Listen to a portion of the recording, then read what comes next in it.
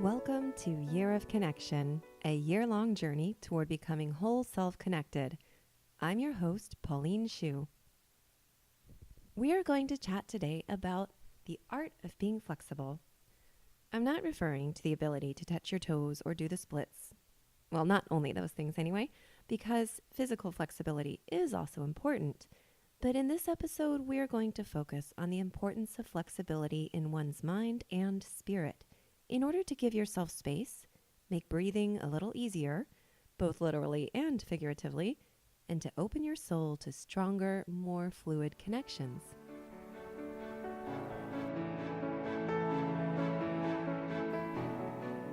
Today's episode was supposed to be about acts of giving.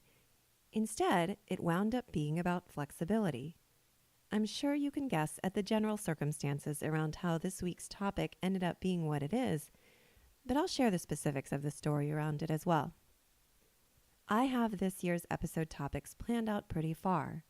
Usually, detailed planning is really helpful to me. I rely on lists and schedules and so forth to keep my life running smoothly. However, that reliance can also sometimes lead to problems in cases where I need to make unexpected changes.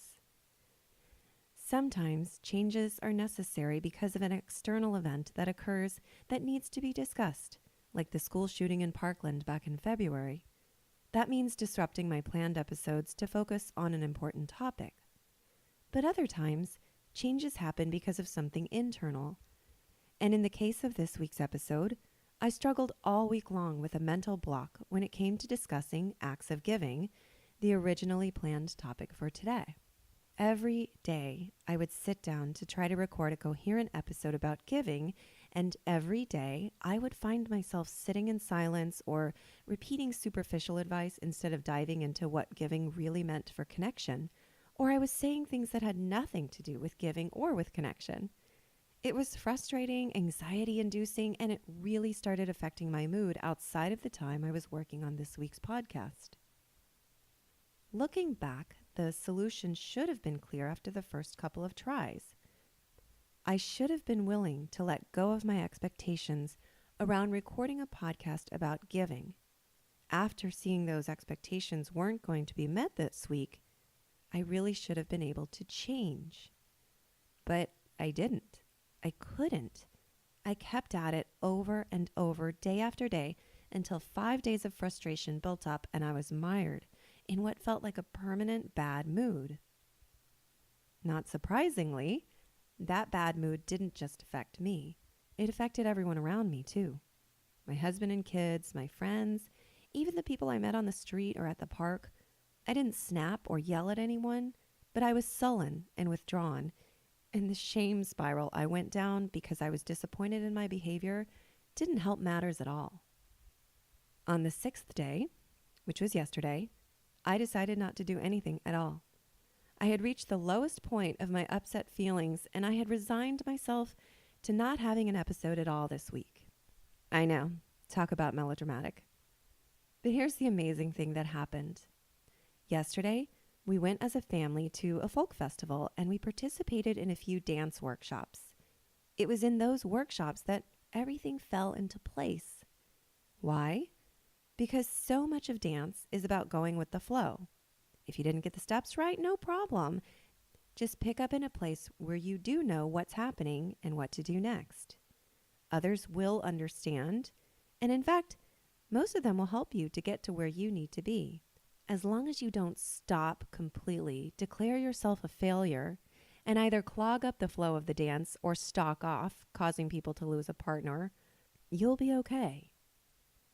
We messed up plenty, both individually and as a family, but we all laughed and danced and had an amazing time because we walked in with the knowledge that flexibility, the ability and willingness to adapt to unexpected changes, was critical to having fun. And you know what else?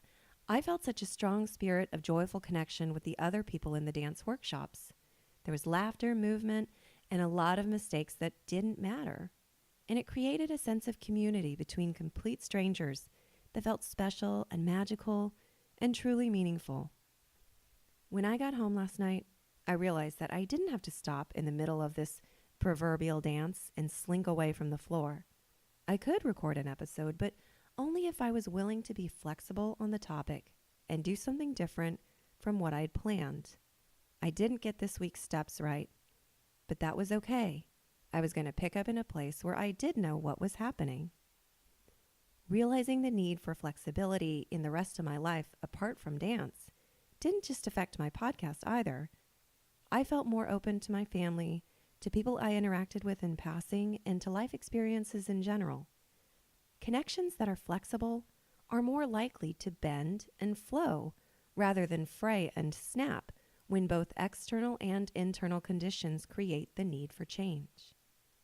I like to say, change is a part of life.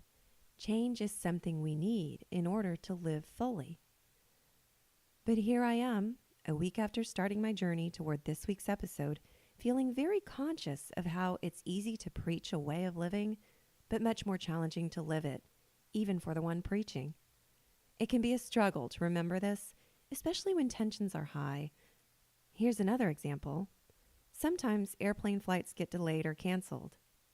Have you ever seen inconvenienced passengers get really worked up about this and take out their frustrations on the airline agents and other passengers?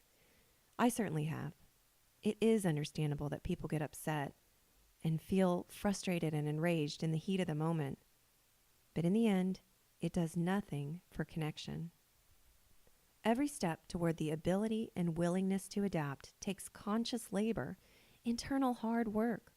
But stretching your mind and spirit to be more flexible, just as you would with your body, has a tremendous payoff.